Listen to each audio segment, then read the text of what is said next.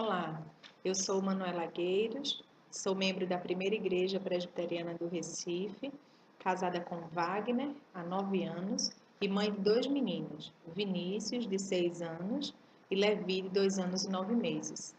A convite de Roberta Macedo, eu vou conversar um pouco com vocês a respeito do gerenciamento de compras no lar, de forma a não comprometer as finanças da família.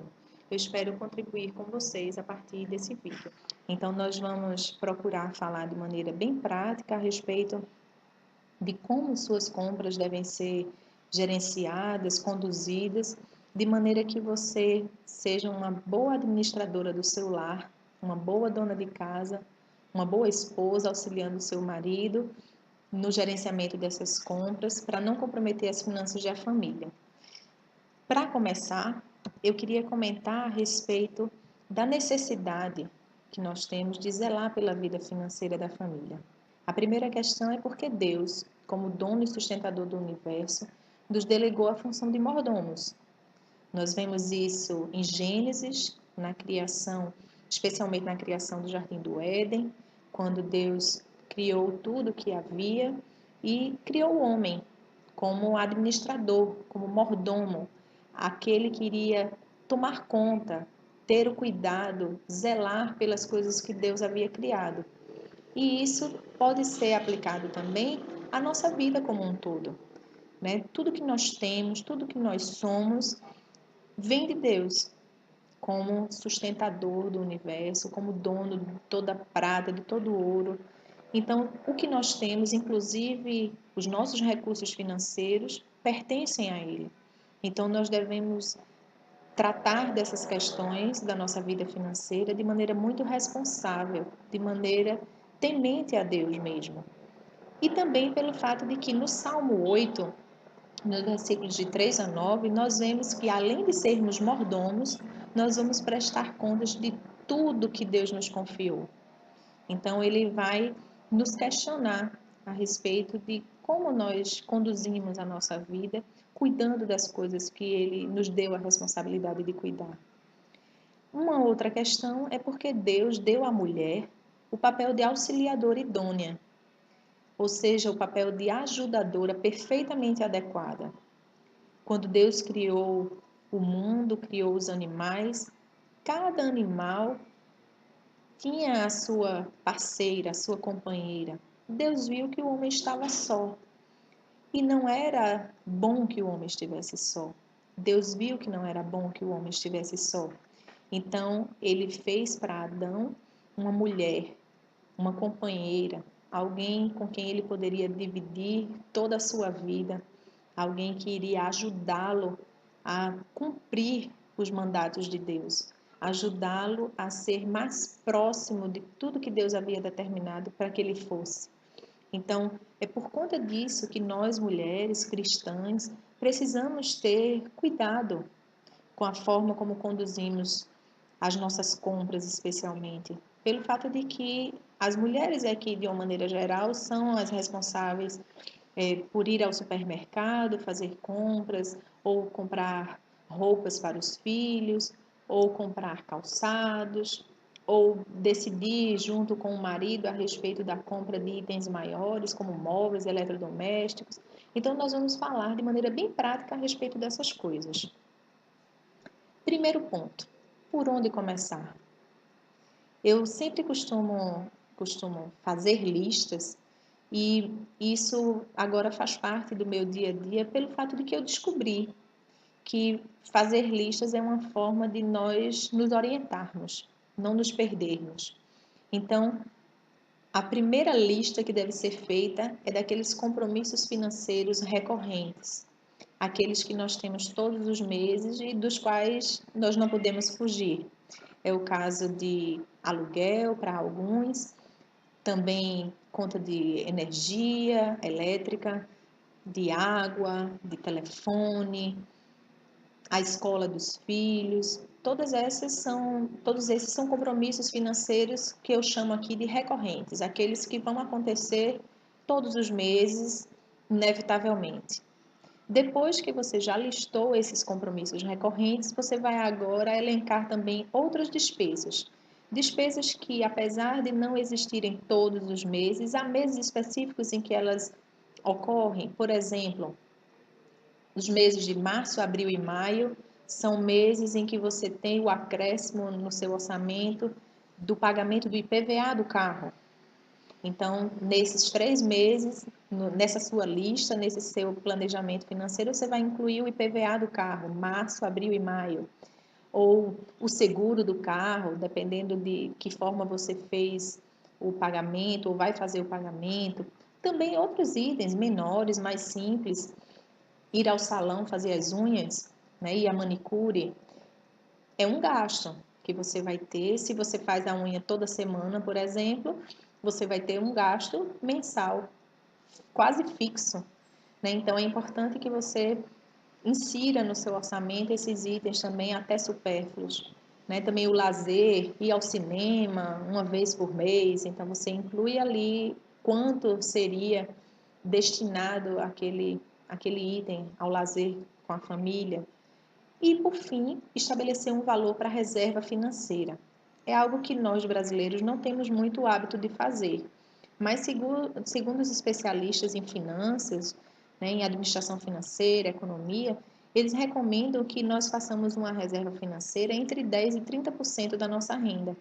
Então, imagine que se você guardar de 10% a 30% da renda, você vai conseguir ter uma boa poupança, uma boa reserva para casos emergenciais, como uma cirurgia que eventualmente seja necessária e você não tem um plano de saúde que dê cobertura, ou se bater com um carro e o seu seguro não cobre, ou se você quiser guardar para investir posteriormente na faculdade de um filho, ou para adquirir o imóvel, né, para ter a casa própria. Então, essa reserva tem essa finalidade, né, para casos especiais.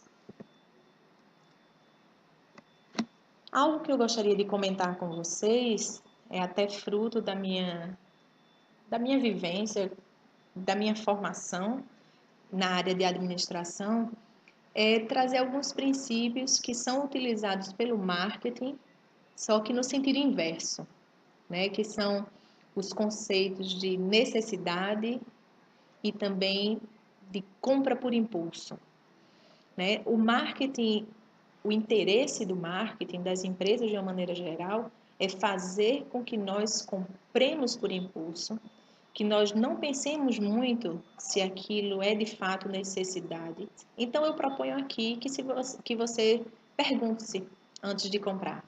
Primeiro, eu preciso disto? O que eu estou pretendendo comprar é uma necessidade ou é um desejo que pode ser controlado e vai passar e eu não vou fazer essa compra de maneira não racional? Então, pergunte-se sempre: eu preciso disto? E além de se perguntar, eu preciso disto, pergunte-se também: preciso agora? Não posso adiar?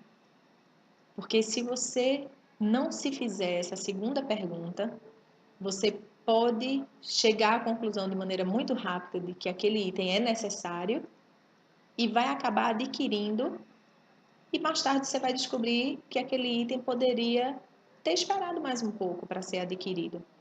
E às vezes você acabou fazendo uma compra de maneira até irresponsável. Você comprometeu o seu orçamento comprando aquele item que era necessário, digamos, mas que poderia esperar um pouco mais, né? Você poderia ter esperado um pouco mais, ter juntado dinheiro para isso, ou ter se planejado para adquirir, e você acabou adquirindo sem muita reflexão. Então, é importante se fazer essas duas perguntas. Então, para gerenciar a rotina de compras, o que eu sugiro? Primeiro, habitue-se a criar listas. Listas para qualquer tipo de compra.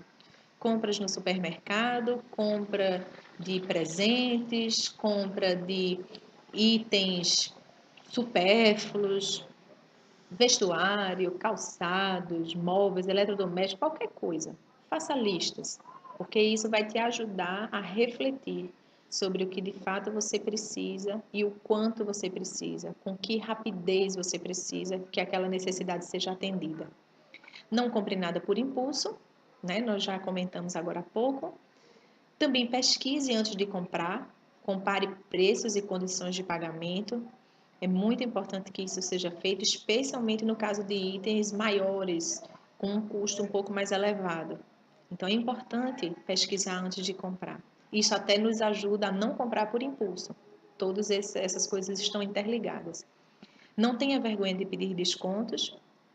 Claro, quando houver oportunidade, melhor dizendo, quando você tiver a oportunidade de pedir descontos, onde houver abertura para negociar, faça isso sem ter vergonha, afinal de contas é um direito seu, né? O dinheiro é seu e o comerciante, se ele te der abertura para negociar, é bom que você faça isso.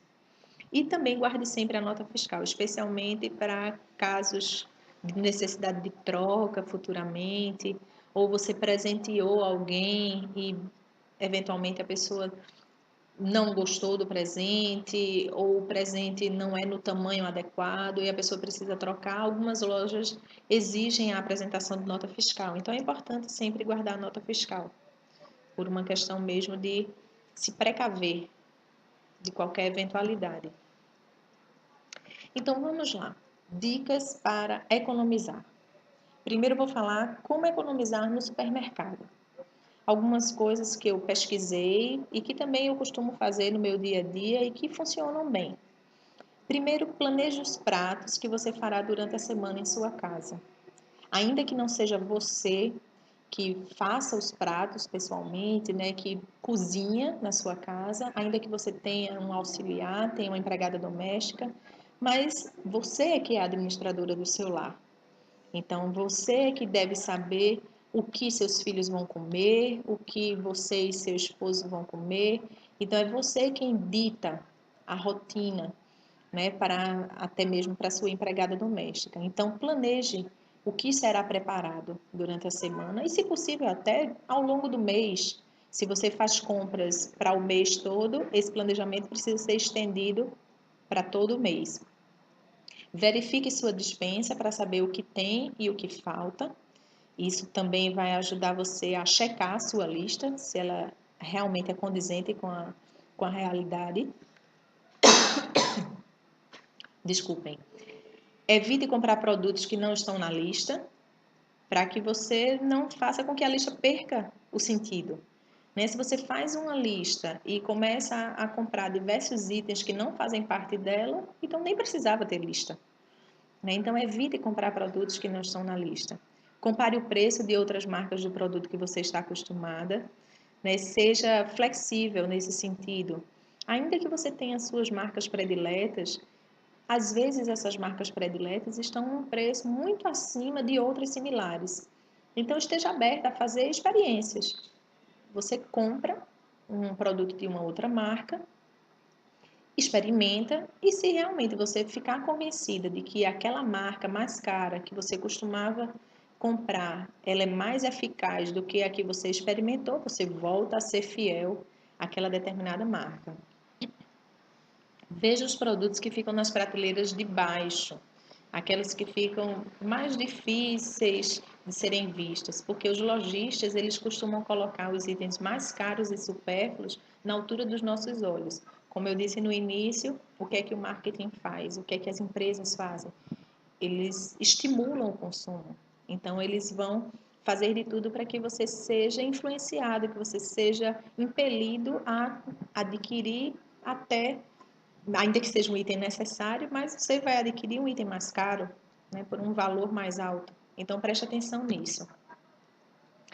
Ainda para a gente finalizar sobre a questão da economia no supermercado, aproveite os dias de promoção que eles oferecem, que os supermercados oferecem, como, por exemplo, a quarta-feira verde, onde os produtos hortifruti estão com preços mais competitivos. Isso eu citei aqui como exemplo a quarta-feira verde, mas pode ter um dia na semana dedicado a carnes, uma outra dedicada a itens de mercearia. Então, fique atenta para que você possa ter a oportunidade de adquirir produtos mais baratos. E observe também a relação entre quantidade e preço. Calcule sempre o preço por unidade. Não se deixe levar pelo tamanho do pacote, né? Porque muitas vezes o item individualmente ele pode ter diferenças bem significativas, dependendo da quantidade em que ele seja apresentado nas embalagens. Então, eu citei aqui o exemplo de fraldas descartáveis, que é um exemplo próximo de mim e que é um cálculo que eu costumo fazer sempre. Seja onde for a compra das fraldas descartáveis, eu sempre faço esse cálculo, para não me deixar levar por um preço aparentemente mais baixo, como é o que acontece aqui nesse exemplo que eu citei. Aparentemente, o pacote com 24 unidades é muito mais barato, R$16,90. Mas o pacote com 96 custando R$ 59,90, quase 4 vezes mais do que o pacote com 24 unidades, na verdade a unidade sai mais barata no pacote maior. Então você pega o valor daquele pacote, divide pela quantidade, né, pelas unidades que tem naquele pacote e você vai obter o preço unitário.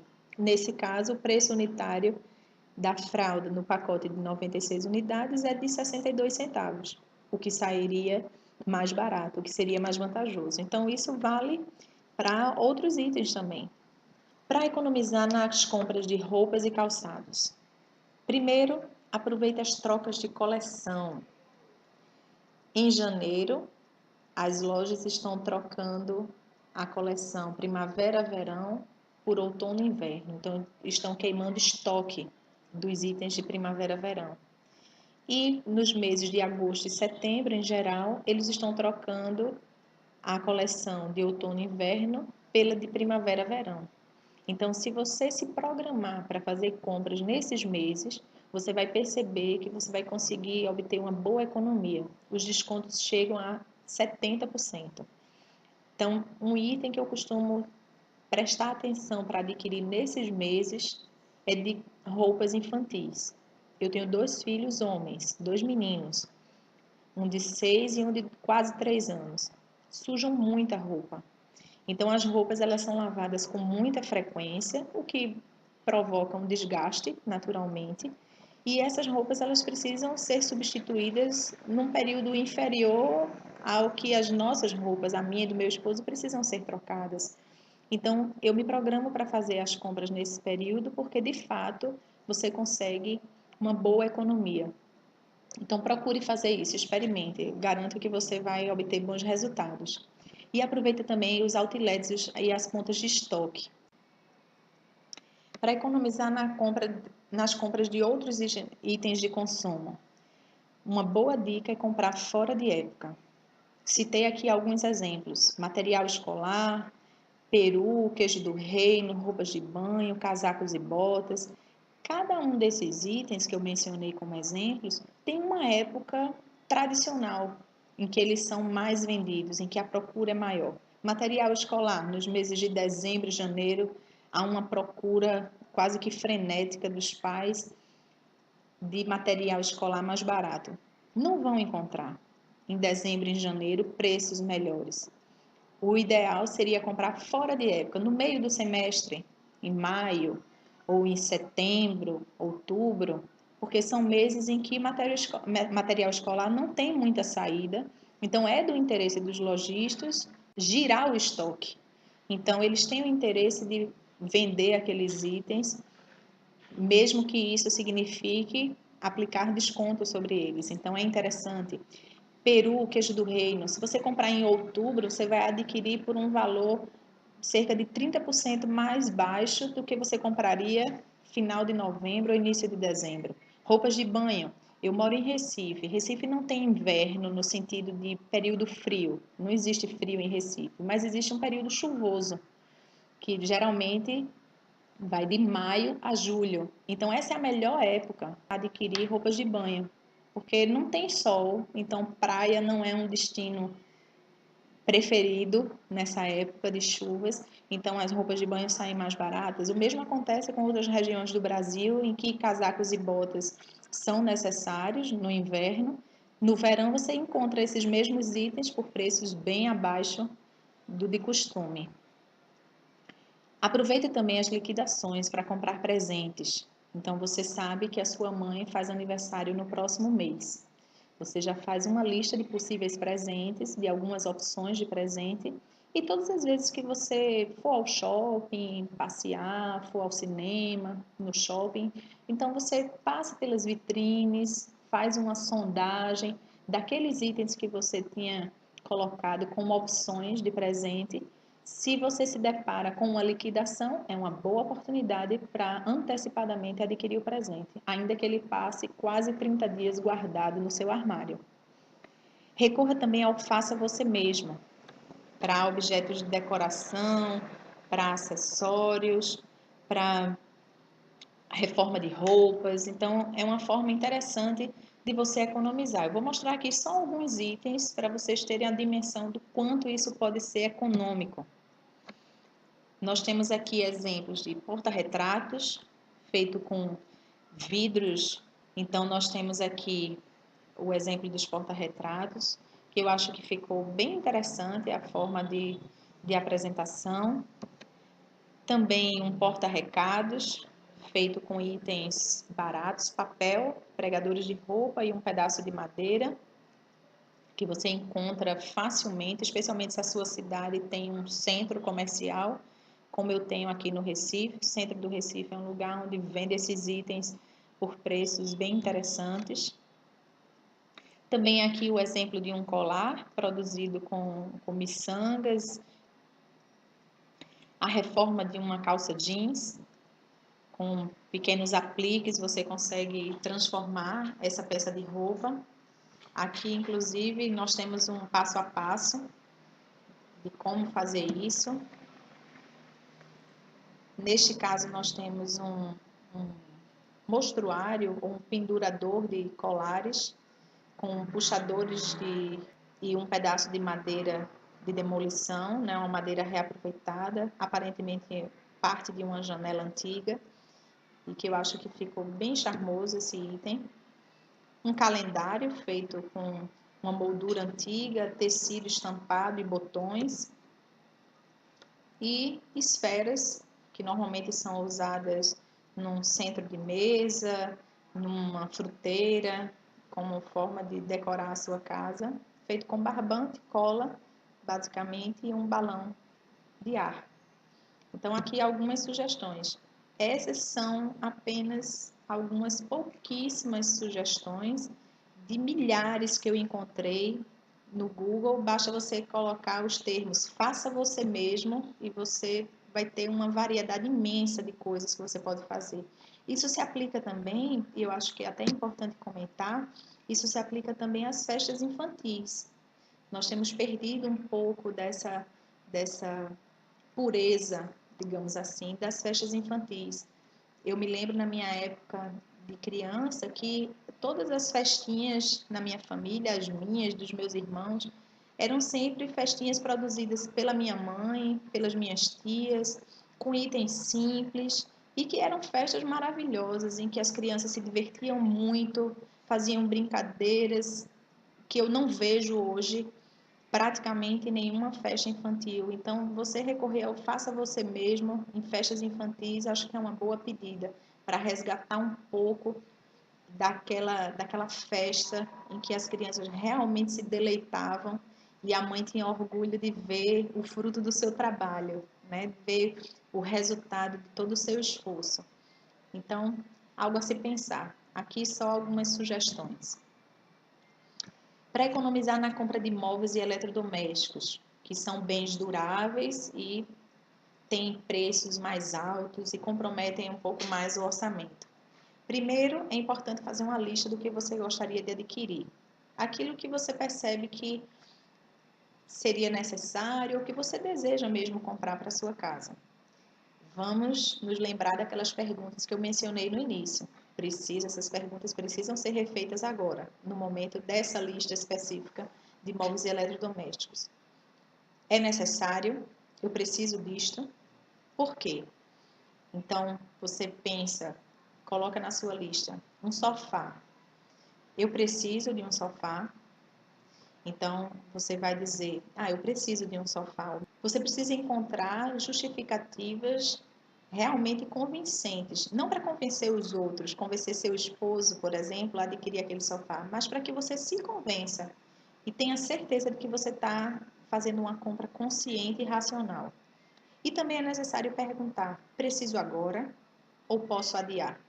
Com base nessas perguntas, você vai estabelecer um ranking para determinar quais são as prioridades de todos aqueles itens. Provavelmente, depois que você refizer essas perguntas, alguns itens terão sido até removidos da sua lista, mas os que não forem removidos vão ser agora organizados em ordem de prioridades. E também é importante juntar dinheiro. Dê sempre preferência a essa forma de pagamento. Você junta o dinheiro para pagar à vista. Dessa forma, você pode obter descontos e certamente não pagará juros. E por fim, eu gostaria de encerrar comentando acerca de algumas ferramentas que você pode utilizar para lhe auxiliar. São 2 itens, 2 softwares que eu utilizo e que eu sugiro aqui para vocês para facilitar no dia a dia. O primeiro é o Guia Bolso, que é um aplicativo para dispositivos móveis. Ele é basicamente um aplicativo financeiro que integra as suas contas de banco e traz diariamente os gastos efetuados no débito e nos cartões de crédito. Então, todas as contas de banco que você cadastrar, todos os cartões de crédito que você cadastrar, eles ficarão sendo monitorados pelo aplicativo e ele vai te fornecer diariamente esse relatório, como uma espécie de extrato. E também permite fazer planejamento. Para cada categoria de gastos, moradia, transporte, educação e assim por diante, você pode planejar quanto pretende gastar. E quando você está próximo do limite daquela previsão de gastos, o aplicativo avisa para você. Então, ele te dá um alerta de que você está chegando na sua meta, né, no seu limite que você havia previsto para gastar. E um outro aplicativo interessante é o OneNote. Ele é um aplicativo, ou melhor, é um software que está disponível tanto para dispositivos móveis quanto para computadores, notebooks e afins. Então, ele é uma espécie de bloco de notas que permite fazer listas e anotações gerais. Eu costumo utilizar o OneNote para fazer minha lista de compras de supermercado. Você vai sempre ao supermercado com o seu telefone, com o seu celular. Então, se você tiver o OneNote instalado, você vai poder, em tempo real, verificar a sua lista e dar o ok, dar baixa naqueles itens que você já adquiriu. Para mim, tem facilitado muito. Eu acredito que vale a pena você experimentar. Além do fato de que o OneNote, se você tiver instalado no seu celular, no seu computador, toda alteração que você fizer em qualquer um dos dispositivos, ele vai sincronizar. Tendo acesso à internet, automaticamente ele sincroniza com todos os aparelhos, todos os dispositivos em que você tiver instalado. Então, é bem interessante. Bom, essa foi a minha forma de contribuir com vocês a respeito de como lidar com as finanças no lar, de que forma ser uma auxiliadora perfeitamente adequada para o seu esposo, auxiliando-o também a administrar e gerenciar as compras da família sem comprometer a renda. Então, espero que essas dicas ajudem vocês e espero que vocês façam bom proveito dessas informações. Eu não sou nenhuma especialista em finanças, mas eu procurei colocar para vocês algumas das coisas que eu pratico no dia a dia e que tem dado resultado. Muito obrigada e Deus nos abençoe.